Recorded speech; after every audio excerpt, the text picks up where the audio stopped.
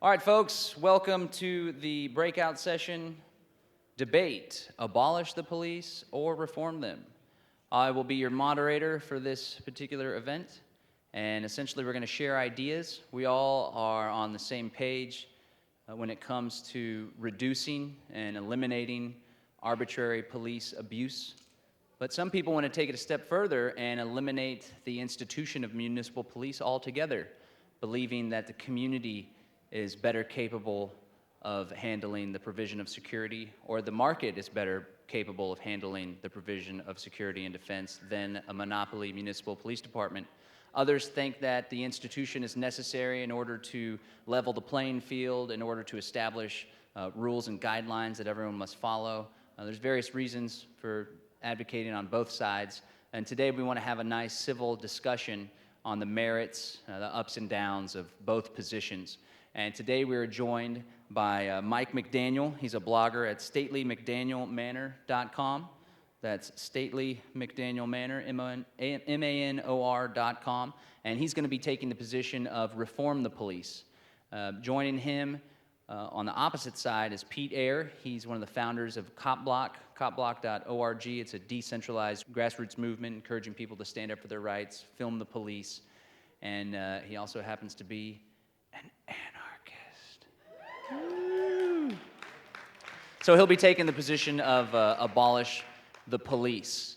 So without further ado, essentially it's just going to be a real loose discussion. I'm going to allow each one of the participants to give an opening statement explaining their position. Then I'll allow each one of them to offer rebuttals on any of the positions that were brought out by the opponent in the debate, the friendly opponent.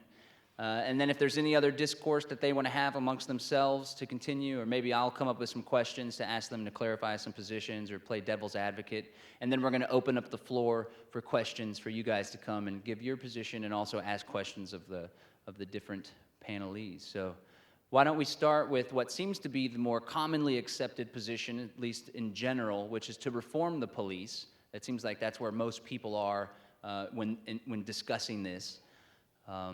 So we'll start with Mike McDaniel to go ahead and give his position on why he believes it's important to reform the police, to keep them in existence, not to abolish them. Winston Churchill said that democracy is the worst form of government, with the exception of all the others that have been tried from time to time. Along those same lines, I've always believed that we have exactly the police force we deserve. And I can say that because I was a police officer. I have not been a police officer for nearly a decade and a half, but I spent nearly, thank you. I feel that way myself most of the time.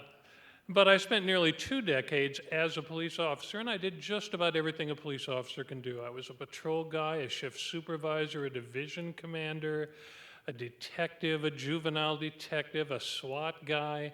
I trained other police officers in the local level and in state academies. So I pretty much have a broad view of all of these kinds of issues. We have a very short time. We're talking about changing the social contract. We're talking about philosophy. We're talking about law. We're talking about the Constitution. So the first thing I think we need to be certain of is whether we really need to reform a given police department or not, and to what degree it needs reform, and what specific forms it might need. It's very easy to say that the police are corrupt everywhere and we have to do this, well, we don't. There are certain places where there is serious problem with police corruption. If any of you have followed my blog and you're aware of the Eric Scott case, Bill Scott, his father is here. If I were you, I would never go to Las Vegas. I would not trust anybody wearing a uniform in Las Vegas. Probably 1/3 of that force is dangerously corrupt, and they kill about 15 people a year under very suspicious circumstances there. Very suspicious circumstances, and police officers who do that are virtually never punished in any way. Not the slightest bit of corruption, and it goes all the way through the prosecution, it goes all the way through the entire state legislature. It's a mess. But is that the case in most other places in the country? No. No, it's not. We hear stories here about people who have been badly mistreated by the police. I don't know enough about those cases to say, oh, absolutely they're right or they're wrong, or maybe they're sort of right.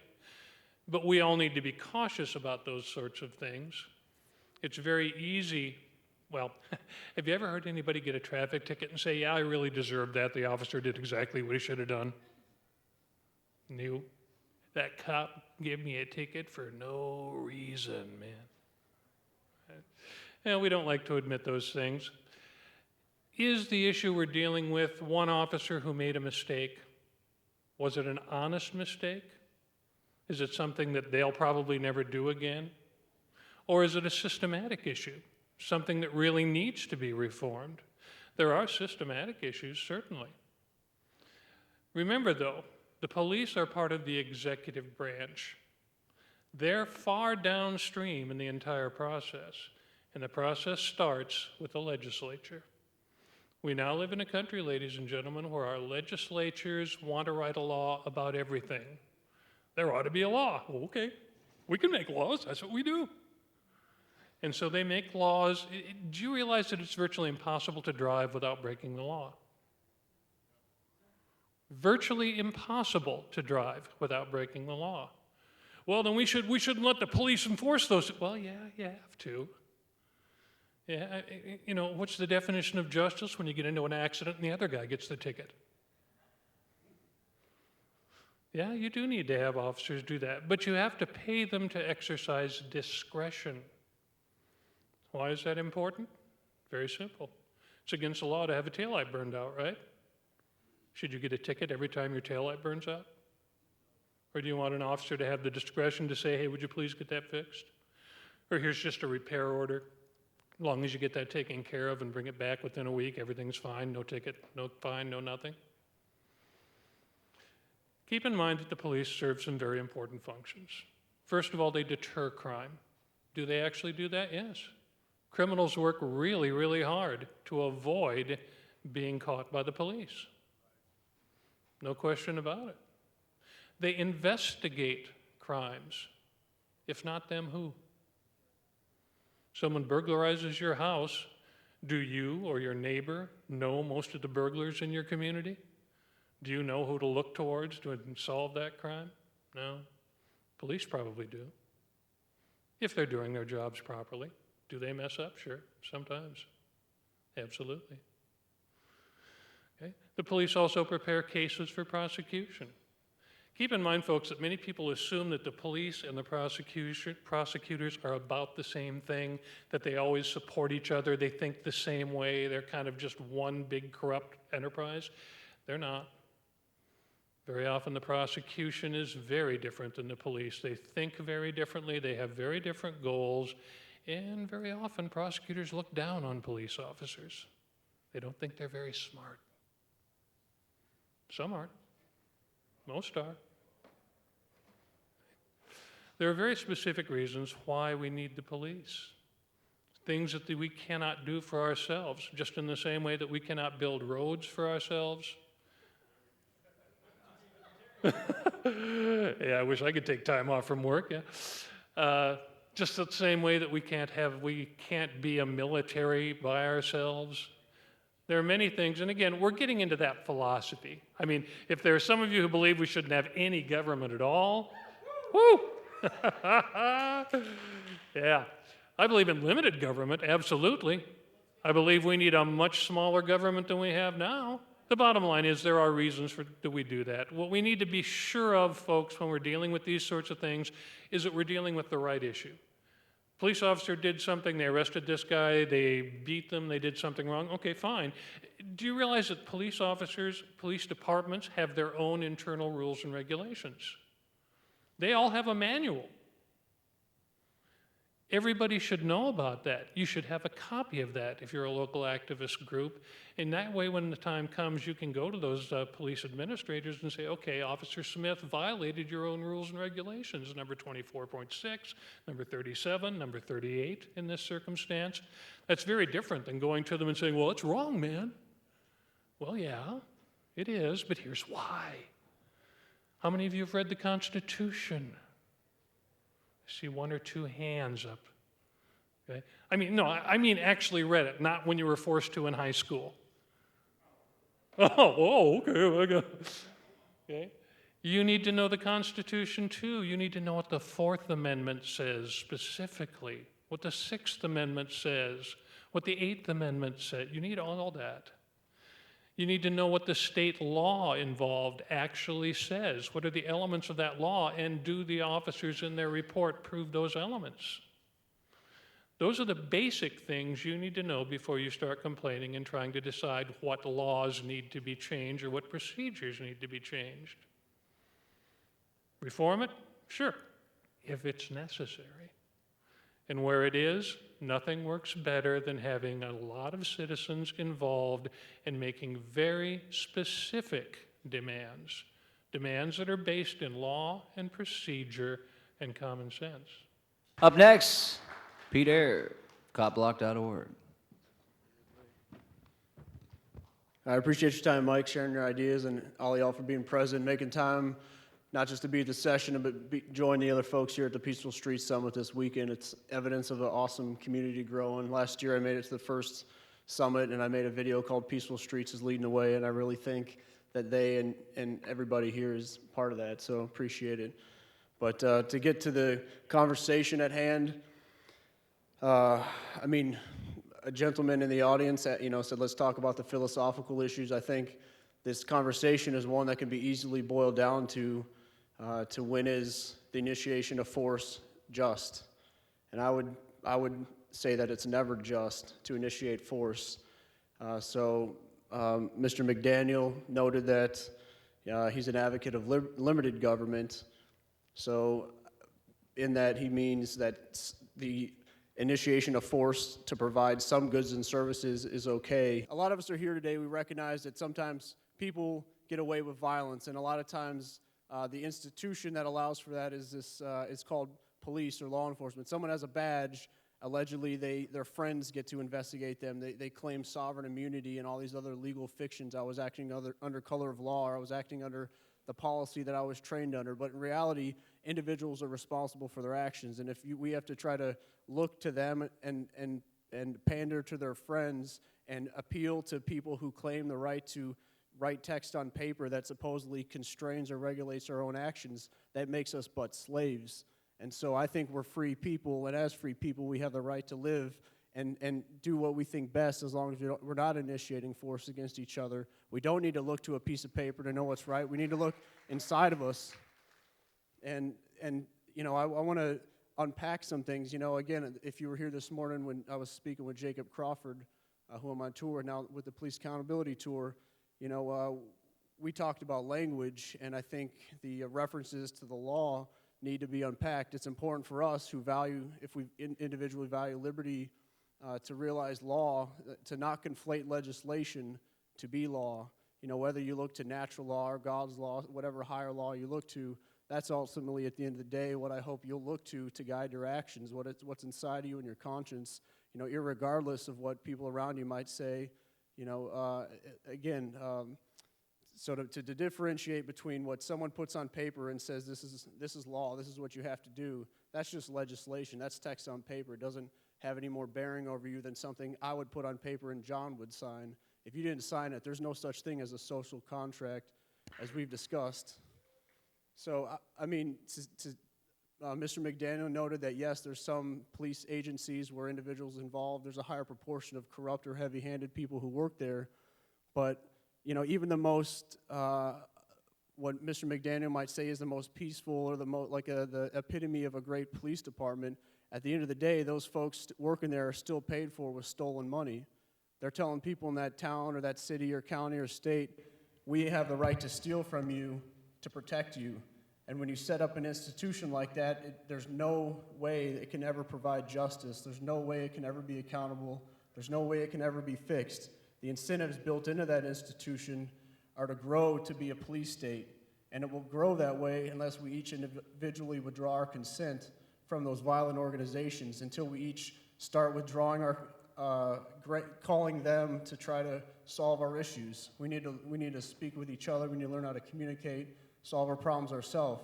You interject a stranger who operates based out of a violent institution, who claims to not be accountable for their actions when they are there at that situation, and that oftentimes exacerbates and compounds the situation. I don't want to have that, happen. We see a lot of peaceful people get killed.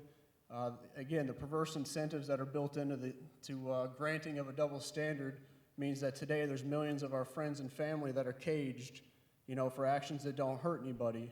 And this is for people who are just obeying the law, what they call the law, and just doing their jobs. So I would encourage each of you, when you encounter, don't treat police employees any different than you would you or a stranger, or myself or a stranger. If I don't have a right to come into your house and search your stuff, nor does a police employee. So, document and disseminate, let's support each other, and let's move past these failed, violent institutions that can never protect us. Okay, use of force, violence. We're getting back to philosophy then. How many of you believe that evil exists? How many of you are certain evil exists? And maybe the one sitting right next to you is. Take a look. Oh, there you go. Okay. Yeah, folks, as long as evil exists, we're going to need a force to counter it. And living in a civil society, for us, that means a police force. Now, do they make mistakes? Are they corrupt sometimes? Do they sometimes do evil? Yes, they do. The biggest problem any police force has is it's limited to recruiting from the human race.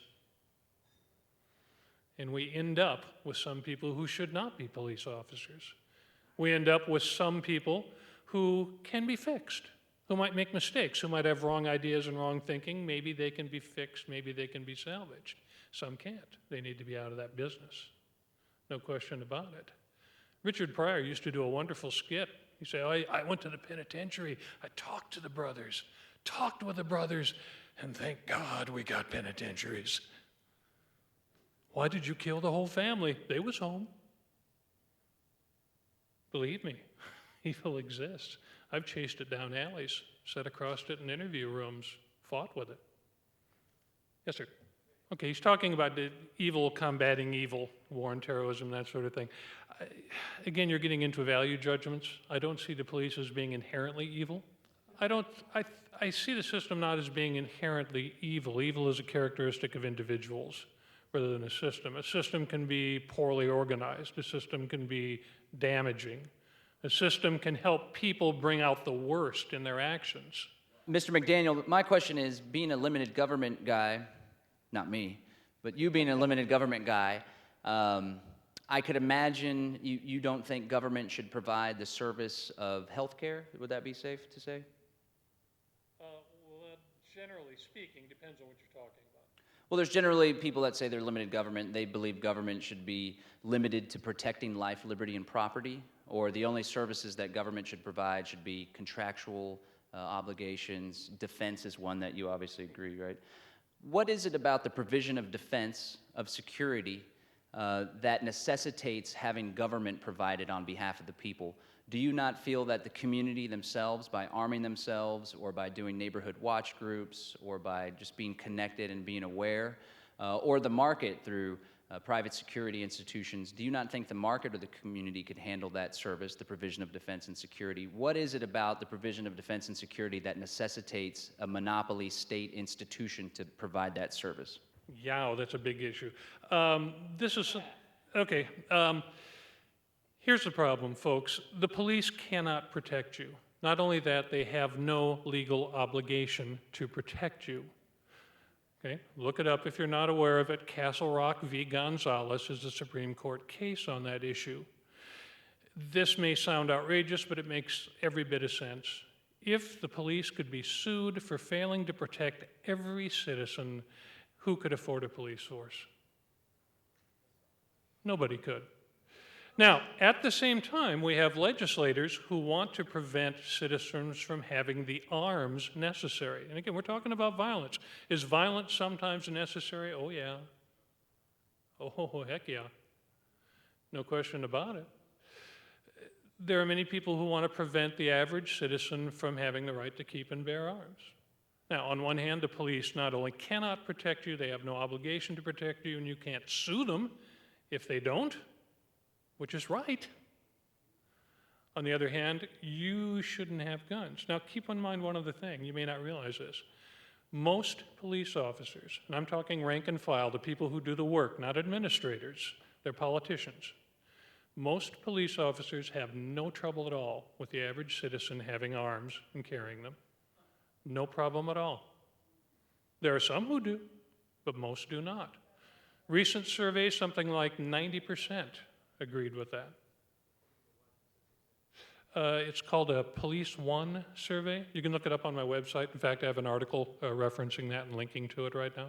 I'm going to let Pete just take 30 seconds to address if he believes the provision of defense or security could be better provided by the community or the market. And then I want to ask Pete, let's say there are no police institutions. How would a private individual handle the neighbor across the street habitually beating their child? Or how would the private individual handle having property taken from him absent a monopoly police force? But first, if you would address if you think the provision of defense or security might be better provided by another institution besides government. Yes, I most definitely believe that security and safety could better be provided by individuals who weren't working in an organization that claimed a monopoly on the provision of those services. There's absolutely no incentive for them to do a good job when there's no competition. And yes, I would agree with the statement Mike made earlier, pointed out, yes, there's evil people. A lot of us agreed with that. I'm not so naive to purport that this is going to be utopia without police employees around.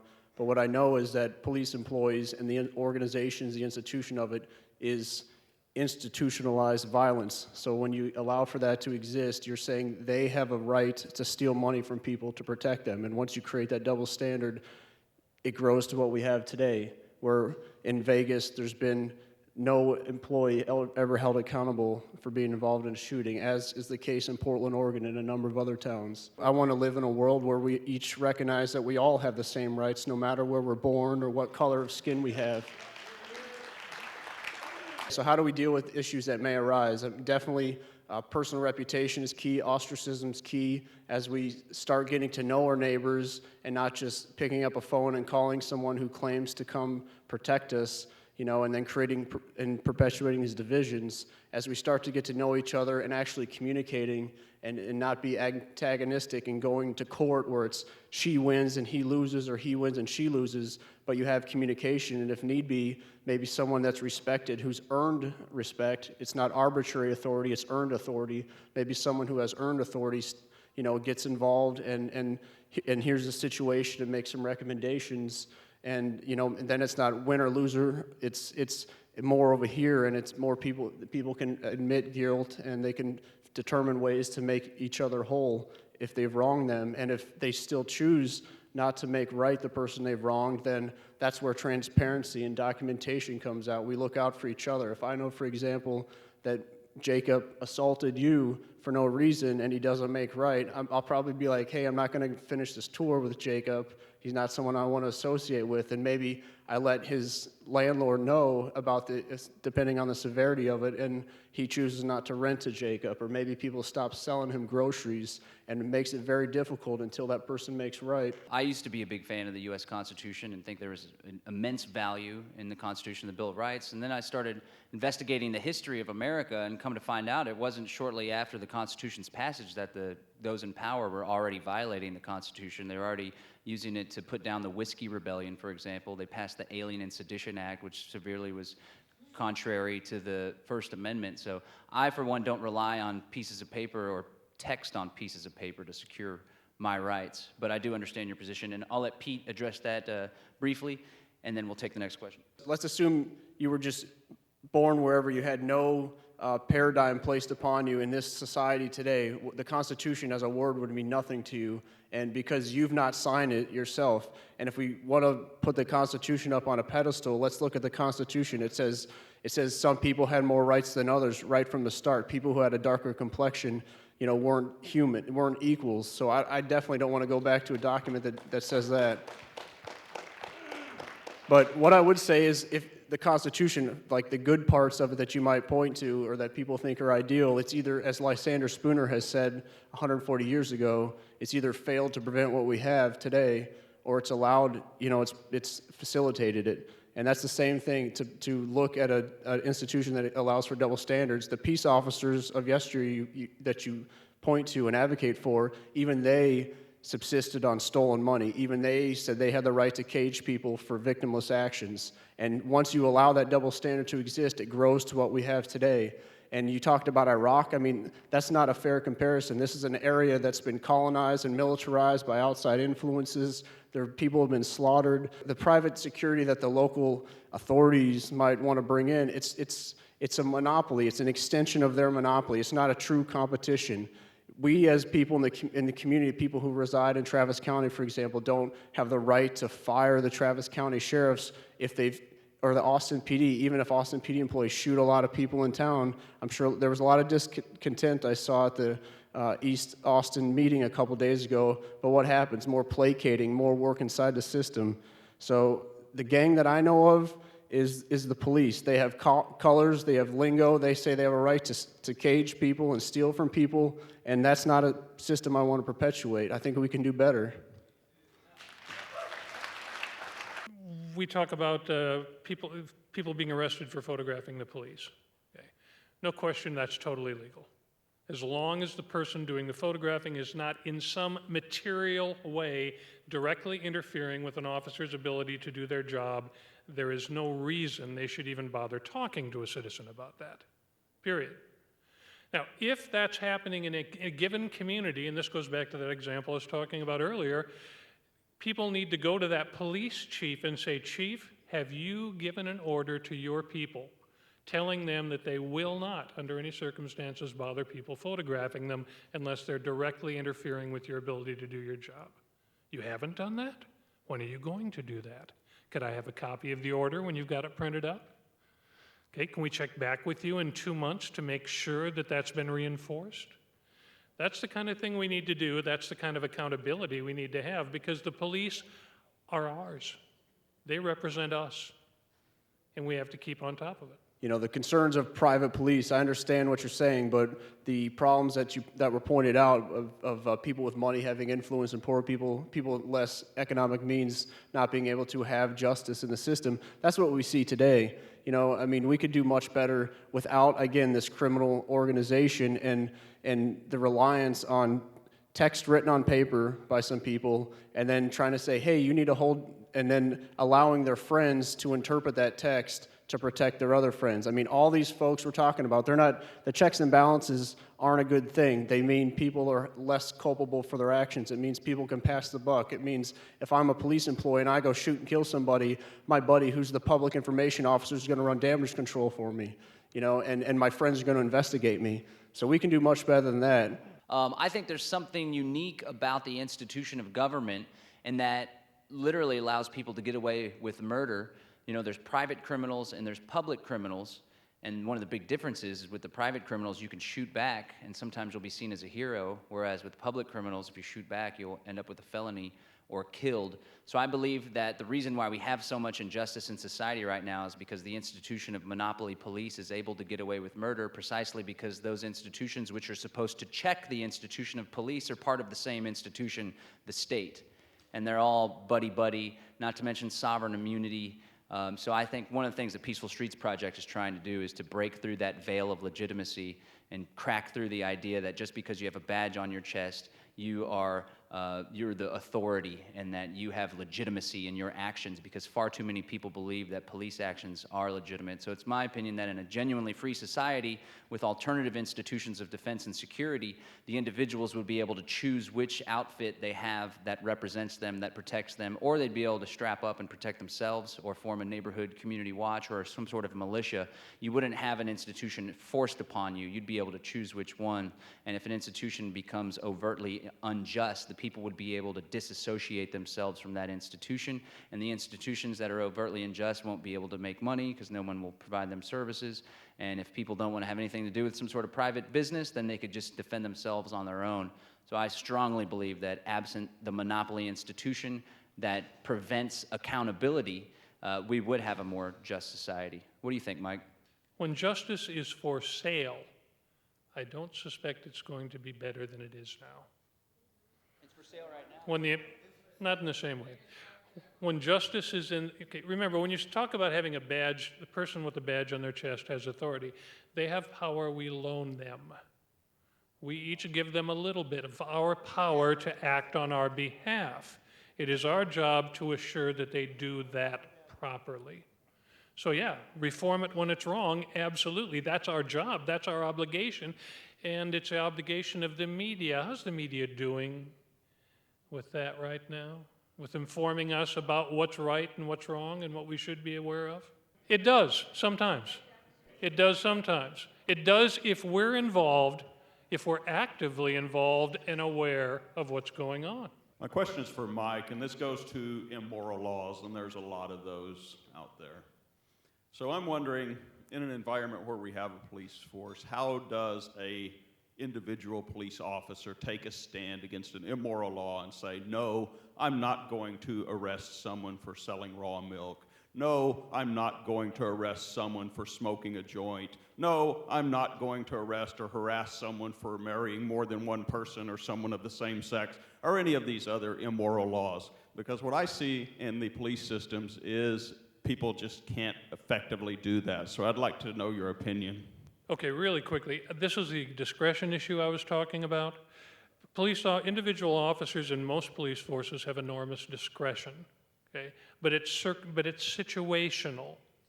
If, for example, I consider X, Y, and Z traffic laws chicken shit, I'm not going to enforce them unless they cause an accident or unless somebody blatantly does it right in front of me with 10 people watching and I have to do something about it. Why? Because police officers have consciences too. They are in many respects more aware of the Constitution than the average citizen and more concerned about, now again, yes, some aren't. I know that, okay?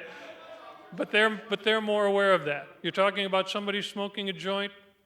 I could care less unless the dummy's doing it right in front of me. Because if it's illegal, I have an obligation to enforce the laws that are broken in front of me. Now again, guys, stop and think. Am I going to go out looking for everybody smoking a joint? Heck no, I got a lot more things to keep me busy. But if I happen to be walking down the street and there's some guy saying, hey, cop, sorry. I mean, that's a little blatant. If it's against the law. Pete's got a quick rebuttal on that front. Yeah, again, it's to differentiate between law and legislation. We shouldn't have to go to school for 3 years to learn what the law is, get a JD, some fancy Esquire name. We shouldn't have to go to academy to know what's right and wrong. We shouldn't have to point to man-made statutes to know what's right and wrong. We should just know what's right and wrong. And if we talk about, doing my job, just enforcing the law, I mean, let's look at the U.S. Marshals has a museum where they give props to some of their heroes, which include people who were involved with capturing people, escaping their slave masters. I mean, is that a good thing? I definitely wouldn't support that. But I'd encourage you guys to continue to invest in yourself about this conversation. I think it is the key thing about not just this issue, but our lives in general. Police are the teeth of this bad idea of the state of these double standards. They're the people who act according to it. So there's some resources at CopLock. There's a library page there, and there's a video called Focus on the Institution that I think is pretty relevant.